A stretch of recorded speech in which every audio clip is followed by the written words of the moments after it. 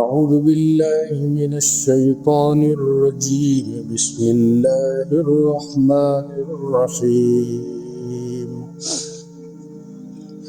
كلا إن كتاب الأبرار لفي عليين وما أدراك ما عليون كتاب مرقوم يشهده المقربون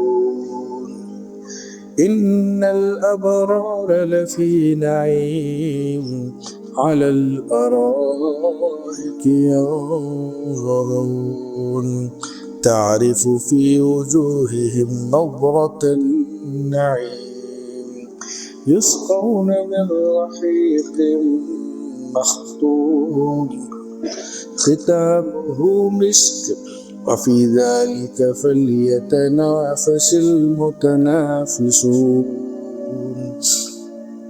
ومزاجه من تسنيم عينا يشرب بها المقربون إن الذين أجرموا كانوا من الذين آمنوا يضحكون وإذا مروا بهم يتغامزون وإذا انقلبوا إلى أهلهم انقلبوا فكهين وإذا رأوهم قالوا إن هؤلاء لضالون وما أرسلوا عليهم حافظين فاليوم الذين آمنوا من الكفار يضحكون على الأرائك ينظرون هل ثوب الكفار ما كانوا يفعلون صدق الله العظيم. ابھی جو آیات تلاوت کی گئی ہے ان آیات کا تعلق سورہ مطففین سے ہے. گزشتہ کل تقریباً اس کا نصف حصہ آدھا حصہ سنایا جا چکا ہے. اس کی تفسیر اور توضیح ہو گئی. اللہ نے انسان کو متنبہ کیا تھا کہ ہمارے اس نظام کا حصہ بنے، اس نظام کے خلاف نہ چلے. خدائی نظام یہ ہے کہ یہاں عدل و انصاف ہو، ہر ایک کو اس کا حق ملے. اس لیے اللہ نے روک دیا تھا کہ ناپ تول میں کمی نہیں کی جائے گی. اگر ناپ تول میں کمی کریں گے تو فساد ہوگا، بازار ٹھپ ہو جائیں گے، لوگوں کا اعتماد ختم ہو جائے گا. پھر اللہ نے ڈرایا ہے کہ اگر دنیا میں اس طرح کی حرام کمائی اور حرام آمدنی سے تم نے کوئی چیز بسائی، کوئی چیز خریدی بلکہ کھائی، تو اللہ تبارک و تعالیٰ کی یہاں اس کا خمیازہ بھگتنا پڑے گا. حرام چیزوں کا سب سے بڑا نقصان یہ ہوتا ہے کہ آدمی کے اندر سے اچھے جذبات ختم ہو جاتے ہیں. مثلا چوری سے، ڈکیٹی سے، ڈنڈی مار کر یا ناجائز چیزوں سے جو مال ملکت جمع ہوتی ہے اس میں برکت نہیں ہوتی. اور اللہ تبارک و تعالی ایسے لوگوں کو دنیا میں بھی امن سکون چین نہیں دیتے. تو ایک مومن کو، ایک مسلمان کو حلال چیزوں کا بڑا اہتمام کرنا چاہیے. تو اللہ تبارک و تعالیٰ نے روک دیا تھا کہ جو لوگ ناپ تول میں کمی کرتے ہیں، ڈنڈی مارتے ہیں، ان کے لیے بڑی ہلاکت ہے، بڑی تباہی ہے. اب دیکھیے بعض مرتبہ انسان دھوکے میں ہوتا ہے. وہ یہ سمجھتا ہے کہ میں دیندار. ایک ہوتا ہے دین کی صورت، ایک ہوتا ہے دین کی حقیقت. یاد رہیں حضرت تھانوی رحمۃ اللہ علیہ فرماتے ہیں کہ دین کی صورت بنانا بہت آسان، پھر انہوں نے مثال دے کے سمجھایا کہ آپ ایک لمبا کرتا پہن لیں، چند روپیوں کا عصا خرید لیں اور اپنی ریش بڑھا لیں، آپ صورتاً تو دیندار ہو سکتے ہیں لیکن تمہارا اندرون یہ دیندار نہیں، آپ دین کی صورت میں لوگوں کو دھوکہ دیں گے۔ ہمارے یہاں گجرات کے، میں اس پر کہہ رہا ہوں جو ہماری تفسیر چل رہی ہے، حرام کمائی کے اثرات، ایک ہوتا ہے دین کی صورت، دین کی صورت سے آدمی لوگوں کو دھوکہ کیسے دیتا ہے وہ میں آپ کو سمجھا رہا ہوں۔ وَيْلٌ لِّلْمُطَفِّفِينَ سے ہمارے یہاں گجرات کے مشہور عالم دین دارالعلوم فلاح دارین ترکیسر کے محتمم حضرت مولانا عبداللہ کاکودروی رحمۃ اللہ علیہ، جو بین الاقوامی شہرت، پوری دنیا میں جن کی شہرت تھی، وہ اپنا واقعہ سناتے ہیں کہ دین کی صورت سے کتنا نقصان ہوتا ہے۔ کہا کہ میں ادھر دلی گیا تھا، مجھے ضرورت پیش آئی کہ میں شیروانی کا کپڑا خریدوں۔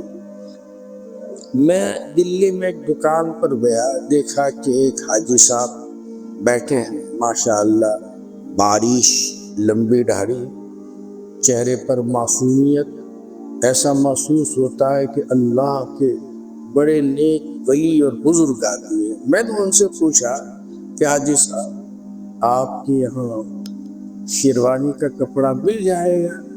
شروع میں تو انہوں نے کہا کہ نہیں، میں دکان چھوڑ کے آگے چلا، تو انہوں نے پھر بلایا کہ مولوی صاحب ادھر آؤ، ہے شیروانی کا کپڑا۔ انہوں نے شیروانی کا کپڑا پیک کر کے دے دیا، میں نے اعتماد کر کے لے لیا۔ دیکھیے متففین کیسے، کہا کہ میں دارالعلوم فلاح دارین ترکیسر صورت آ گئے۔ میں نے جب وہ کپڑا کھولا تو ریجیکٹ اور بیکار کپڑا انہوں نے میرے حوالے کر دیا تھا۔ مولانا فرماتے ہیں مجھے اس پر افسوس بھی ہوا کہ میرے 2-4 ہزار کا نقصان ہوا۔ مجھے اس پر افسوس ہوا کہ ایک آدمی دین کی صورت بنا کر، اپنا چہرہ سنت کے مطابق بنا کر اس طرح دھوکہ دے رہا ہے۔ حدیث میں آتا ہے نبی اکرم صلی اللہ علیہ وسلم نے فرمایا من غشنا فلیس منا، جس نے دھوکہ دیا اس کا ہم سے کوئی تعلق نہیں ہے۔ نبی اکرم صلی اللہ علیہ وسلم بازاروں میں جایا کرتے تھے اور جائزہ لیتے تھے کہ کوئی کسی کو دھوکہ تو نہیں دے رہا۔ ایک جگہ گئے، دیکھا کہ غلے کا ڈھیر باہر پڑا ہوا ہے، انبار۔ آپ نے اپنا ہاتھ غلے میں ڈالا، دیکھا تو اوپر سے تو صاف تھا اور خشک تھا لیکن اندر سے گیلا تھا۔ اللہ کے نبی علیہ السلام نے ان کو ڈانٹا کہ آپ لوگوں کو دھوکہ دیتے، اوپر سے تو بڑا ہی اچھا اور صاف ستھرا ہے لیکن اندر گڑبڑی۔ پھر یہ مشہور جملہ کہا من غشنا فلیس منا، جس نے دھوکہ دیا وہ ہم میں سے نہیں ہے۔ تو یاد رہے، ایسی کمائی سے جب انسان اپنا پیٹ پالتا ہے، اپنی اولاد کو بڑی کرتا ہے، تو صورت تو دین کی ہوتی ہے لیکن سیرت نہیں ہوتی۔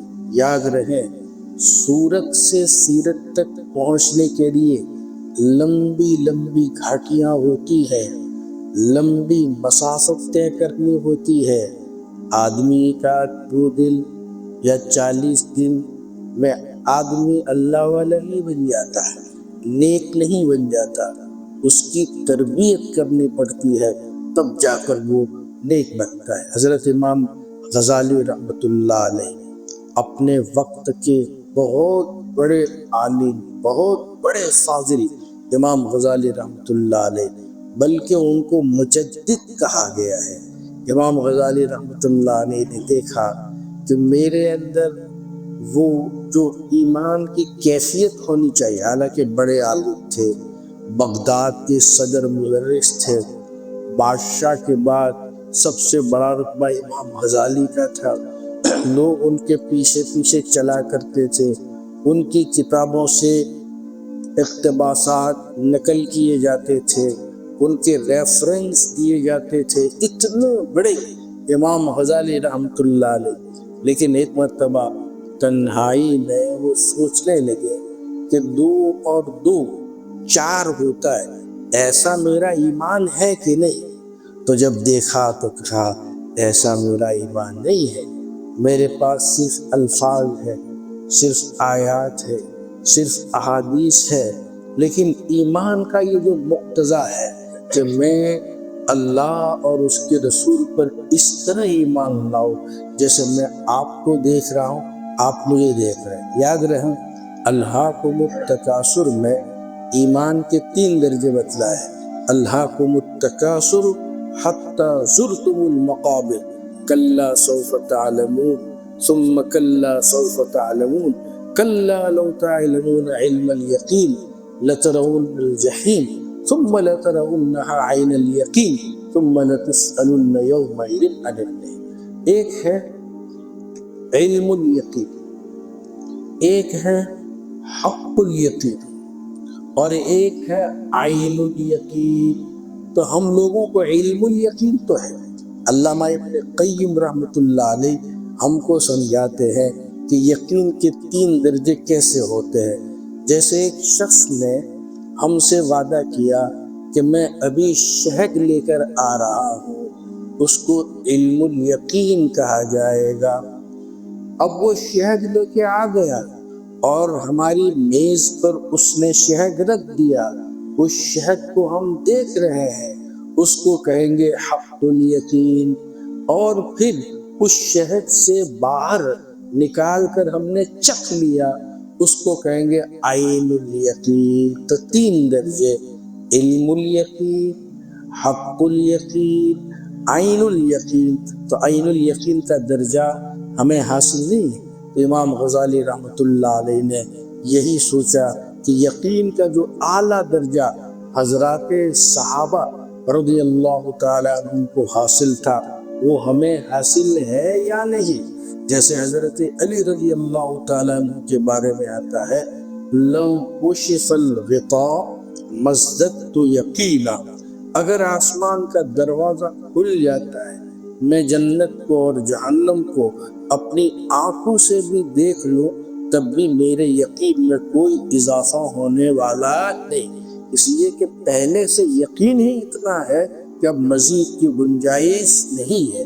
تو اللہ کے نیک بندے یہ ہوا کرتے تھے۔ تو امام غزالی رحمۃ اللہ علیہ انہوں نے صدر مدرس کا عہدہ چھوڑ دیا، وطن کو خیر بات کہہ دیا اور نکل پڑے خانقاہوں میں، بزرگوں کی خانقاہوں میں یقین کو حاصل کرنے کے لیے۔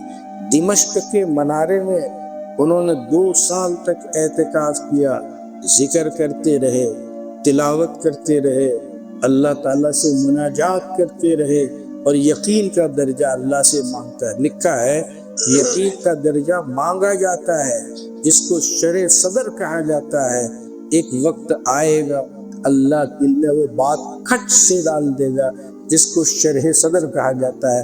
افمن شرح اللہ صدرہ للاسلام فہو علی نور من ربہ، بلا وہ شخص جس کے سینے کو اللہ نے کھول دیا ہو۔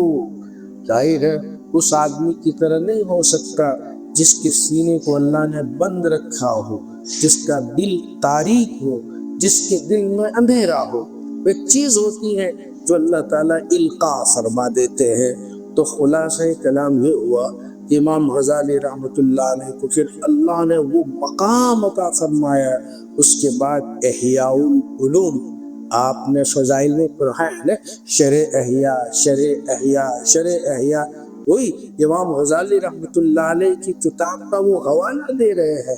امام غزالی رحمۃ اللہ علیہ نے کئی جلدوں میں یہ کتاب لکھی احیاء العلوم۔ تو خلاصہ یہ ہے کہ پھر تو اللہ تعالیٰ سے ایسا تعلق ہوا، وہ کہتے تھے کہ فرشتے ان کو نری آنکھوں سے دکھائی دیتے تھے، جیسے میں آپ کو دیکھ رہا ہوں، آپ مجھے دیکھ رہے ہیں۔ اب غیب ان کے لیے غیب نہیں رہا، بلکہ جب موت کا وقت آیا تو موت کا انتظار تھا۔ لکھا ہے کہ کفن پہن کر سو گئے اور گویا فرشتے کا انتظار کر رہے ہیں تشریف لائے۔ جیسے مشہور واقعہ ہے، حضرت جی مولانا انعام الحسن صاحب کے ماموں حضرت مولانا اظہار صاحب مرکز پر بیٹھے ہوئے ہیں، اور تھوڑی دیر کے بعد انہوں نے اوپر سر اٹھا کر کہا وعلیکم السلام، تشریف لائے، اور ان کی روح قبض ہو گئی۔ تو خلاصہ یہ ہے کہ اللہ کے نیک بندوں کو اتنا انتظار رہتا ہے۔ ایک واقعہ میں آپ کو سناؤں، یہ سب اسی پر ہو رہا ہے، مطففین پر۔ جو آدمی ناپ تول میں کمی کرتا ہے وہ صورتاً تو دین ہوتا ہے، لیکن سیرت اس کی دین کی نہیں ہوتی۔ ظاہر میں دیندار ہے، اندر سے دیندار نہیں۔ اندر سے دیندار بننے کے لیے کتنا ذکر کرنا پڑتا ہے، کتنی تلاوتیں کرنی پڑتی ہیں، گناہوں سے بچنا پڑتا ہے، اللہ سے مانگنا پڑتا ہے، راز و نیاز اختیار کرنا پڑتا ہے، حرام کام کو چھوڑنا پڑتا ہے، حرام کاری کو چھوڑنا پڑتا ہے، اللہ کے نیک بندوں سے مشورہ لینا پڑتا ہے، ان کے مشورے پر عمل کرنا پڑتا ہے۔ اور جب آدمی دیندار بنے گا تو حالات آئیں گے، ان کو برداشت کرنا پڑے گا، لوگ گالیاں دیتے سننا پڑے گا۔ اللہ کے نبی علیہ السلام نے جب لوگوں کو اللہ کی طرف بلایا تو کس قدر گالیاں آپ کو دی گئی، آج بھی لوگ دے رہے ہیں۔ تو خلاصہ یہ ہے کہ امام غزالی رحمۃ اللہ علیہ یوں ہی اس پر نہیں آئے کہ میں واقعہ یہ سنا رہا تھا کہ اللہ کے نیک بندوں کو جب اللہ تعالیٰ سے راز و نیاز ہوتی ہے نا تو وہ موت کا انتظار کر رہے ہیں۔ موت ان کے لیے ایک تحفہ ہوتا ہے۔ ہمارے استاد تھے حضرت مولانا علی صاحب کاوی رحمۃ اللہ علیہ، میں ان کی خدمت میں رہتا تھا۔ ایک مرتبہ مجھ سے کہہ رہے ہیں کہ مولوی میری عمر تو ہو گئی تقریباً 80 سال، میری عمر کے 80 سال کے قریب قریب ہے۔ پھر مسکرا کر کہا اللہ پتہ نہیں کب بلائیں گے، انتظار رہتا ہے اللہ کب بلائیں گے۔ جیسے اللہ تبارک و تعالیٰ کی لقاء اور اللہ کی ملاقات کے لیے مشتاق ہو کہ اللہ مجھے کب بلائے گا۔ پھر مجھ کو انہوں نے خود واقعہ سنایا۔ حکیم الامت مجدد ملت حضرت تھانوی نور اللہ مرقدہ نے دارالعلوم دیوبند کے معتمد حضرت مولانا قاری محمد طیب صاحب رحمۃ اللہ علیہ سے ایک مرتبہ کہا قاری صاحب آپ کو معلوم ہے دارالعلوم دیوبند کے معتمد حضرت قاری طیب صاحب رحمۃ اللہ علیہ تھے، 50 سال تک انہوں نے اہتمام کیا تھا، 50 سال تک وہ معتمد رہے۔ ان کے صاحبزادے تو نہیں، ان کے پوتے ابھی بھی حیات ہے الحمدللہ۔ مولانا سفیان صاحب جو دارالعلوم دیوبند کے معتمد ہے، تو کہا کہ قاری صاحب دیکھو کوئی ہے تو نہیں؟ کہا حضرت کوئی نہیں ہے۔ تو کہا کہ عمر ہو گئی ہے اللہ کب بلائے؟ اللہ اکبر، عمر ہو گئی ہے اللہ کب بلائے؟ تو آدمی اتنی تیاری کر لے، اس قدر اللہ کی ملاقات کے لیے چوکس ہو جائے، اس طرح اپنے آپ کو تیار کر لے کہ ان کو موت کا انتظار ہونے لگے۔ گویا ایک عظیم ہستی خالق کائنات اللہ جو تمام چیزوں کا خالق و مالک، جو سرچشمہ فیض ہے، جو منبع ہے، اس کی ملاقات کا شوق پیدا ہو۔ حدیث میں آتا ہے نبی اکرم صلی اللہ علیہ وسلم نے فرمایا من احب لقاء اللہ احب اللہ لقاءہ، جو اللہ سے ملاقات چاہتا ہے اللہ بھی اس کی ملاقات کو چاہتا ہے۔ ومن کرہ لقاء اللہ کرہ اللہ لقاءہ، جو اللہ تعالیٰ کی ملاقات کو ناپسند کرتا ہے، ناپسند سب کرے گا، دنیا دار ہوگا، حلال حرام کا بہت اکٹھا کیا ہوگا، اور پھر جب وہ دیکھتا ہے کہ اوپر پوری ہو رہی ہے، یہاں تو جائیداد ہے، زمین ہے، دکانیں ہیں، بنگلے ہیں، ہر شہر میں کوٹھیاں ہیں، آمدنی ہو رہی ہے، اب زندگی پوری ہو رہی ہے، کون کھائے گا؟ تو ایسے لوگ مرنا نہیں چاہتے، جنہوں نے حلال حرام کی کوئی تمیز نہیں کی، وہ تو چاہتے ہیں کہ ہزار ہزار سال جیے بلکہ موت ہی نہ آئے، یوں ہی عیاشیاں کرتے رہیں، مال جمع کرتے رہیں۔ تو ظاہر ہے جو ویل للمطففین ہے، جو ناپ تول میں کمی کرتے دنیا بٹورتا ہے، وہ اللہ تعالیٰ سے ملنا نہیں چاہتا۔ وہ چاہتا کہ اللہ تعالیٰ کے یہاں جا کے کیا کروں گا؟ جیسے یہودیوں کے بارے میں اللہ نے صرف یہ کہا تھا کہ فَتَمَنَّوْا الْمَوْتَ إِن كُنتُمْ صَادِقِينَ وَلَا يَتَمَنَّوْنَهُ أَبَدًا بِمَا قَدَّمَتْ أَيْدِيهِمْ وَاللَّهُ عَلِيمٌ بِالظَّالِمِينَ۔ یہودی کہتے تھے کہ آخرت تو ہماری ہے، اللہ کہتے اچھا تمہاری ہے، قُلْ إِن كَانَتْ لَكُمُ الدَّارُ الْآخِرَةُ عِندَ اللَّهِ خَالِصَةً مِّن دُونِ النَّاسِ۔ چلیے تم سمجھتے ہو کہ آخرت تو ہماری نانی کا گھر ہے، ہمارے لیے خاص ہے، تو ذرا تمنا، مر جانا نہیں، صرف یہ کہہ کے بتلاؤ کاش کہ میں مر جاتا اور اللہ سے مل لیتا۔ اللہ کہتے ہیں الفاظ بھی مرنے کے زبان تم نہیں لائے گا، قرآن نے پیشین گوئی کی ہے، فَتَمَنَّوْا الْمَوْتَ إِن كُنتُمْ صَادِقِينَ۔ تمنا کر کے دکھاؤ، صرف کہہ کر دکھاؤ کہ مر جانا ہے۔ پھر اللہ نے صاف کر دیا وَلَا يَتَمَنَّوْنَهُ أَبَدًا، کبھی بھی موت کی تمنا نہیں کریں گے، بِمَا قَدَّمَتْ أَيْدِيهِمْ، جو اعمال جو کیے ہیں نا، جو کالے کرتوت کیے، لوگوں کو دھوکہ، قتل و غارت گری کی، امن فساد کو ختم کیا، تو ظاہر ہے وہ کبھی بھی اللہ کے سامنے موت کی تمنا نہیں کریں گے۔ یاد رہے مرنا وہی چاہتا ہے، اللہ سے ملنا وہی چاہتا ہے جس نے سنت شریعت کے مطابق زندگی گزاری ہو، یہاں حلال و حرام کا اہتمام کیا ہو، لوگوں کے حقوق کو ادا کیے ہو، ظلم و ستم سے بچاؤ، اللہ کے سامنے رویا ہو، راز و نیاز کیا ہو، گھاٹیاں طے کی ہو، صبر کیا ہو، برداشت کیا ہو، مظلوم بن کر رہا ہو، ایسے لوگ ہی موت کی تمنا کرتے ہیں اور اللہ سے ملنا چاہتے ہیں۔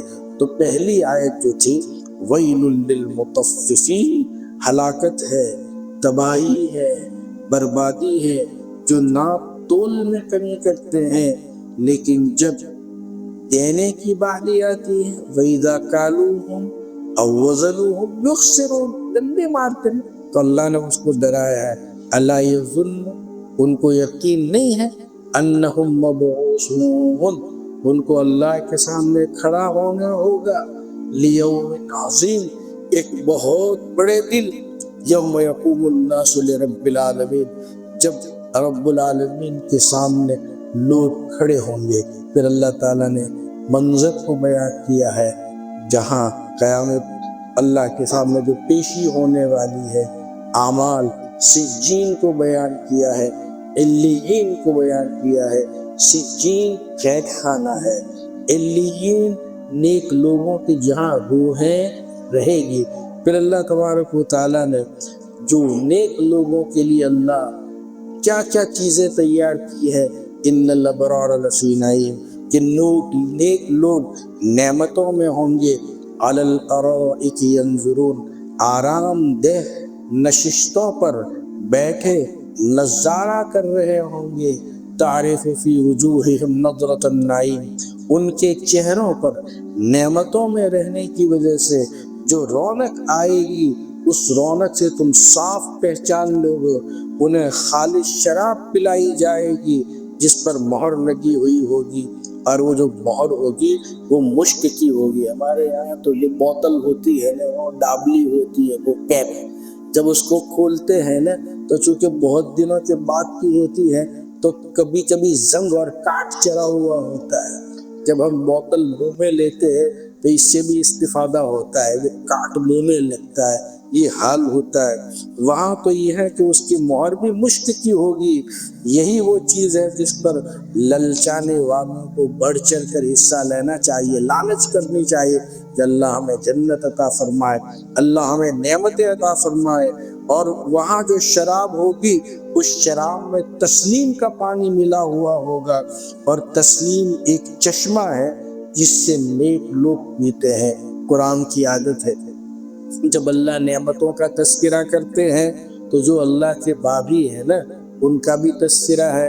اِنَّ الَّذِينَ أَجْرَمُوا، کہ جو لوگ مجرم تھے وہ ایمان والوں پر ہنسا کرتے تھے، جیسے لوگ آج کل ہم پر ہنستے ہیں، دہشت گرد کہتے ہیں، پتہ نہیں کیا کیا کہتے ہیں، ہمارے لباس پر اور ہمارے تصرفات پر، ہمارے معاملات پر لوگ ہنستے ہیں، ہنسنے دیجئے۔ اور جب مسلمان گزرتے ہیں تو ایک دوسروں کو آنکھوں سے اشارہ بھی کرتے تھے، وَإِذَا مَرُّوا بِهِمْ يَتَغَامَزُونَ، اور جب اپنے گھر والوں کے پاس جاتے تھے تو دل لگی کرتے تھے، گویا مال کا ایک نشہ تھا، عہدے کا ایک نشہ تھا، خوشحالی کا ایک نشہ تھا، لوگوں کو ستاتے تھے، پریشان کرتے تھے، اور کہتے تھے کہ یہ مومن جو ہے نا یہ عجیب لوگ ہیں، گمراہ لوگ ہیں، خود بھی دنیا سے فائدہ نہیں اٹھا رہے ہیں اور لوگوں کو بھی امن چین سے نہیں رہنے دیتے۔ پہلے بھی کہا جاتا تھا، آج بھی کہا جاتا ہے۔ اللہ کہتے وما ورسلوا علیہم حافظین، حالانکہ ان مسلمانوں کو ان پر نگران بنا کر نہیں بھیجا گیا۔ لنا اعمالنا ولکم اعمالکم، ہر ایک کے اپنے اپنے اعمال ہیں، تمہارے اعمال تمہارے ساتھ، ہمارے اعمال ہمارے ساتھ۔ اللہ تعالیٰ فرماتے ہیں آج اللہ تبارک و تعالیٰ کے نیک بندے اللہ کے باغیوں پر، اللہ کے نظام کے خلاف چلنے والوں پر آج ہنسیں گے۔ فَالْيَوْمَ الَّذِينَ آمَنُوا مِنَ الْكُفَّارِ يَضْحَكُونَ، اب اللہ ان کو امن سکون چین دے گا، آرام دہ نشستوں پر وہ بیٹھے ہوئے ہوں گے۔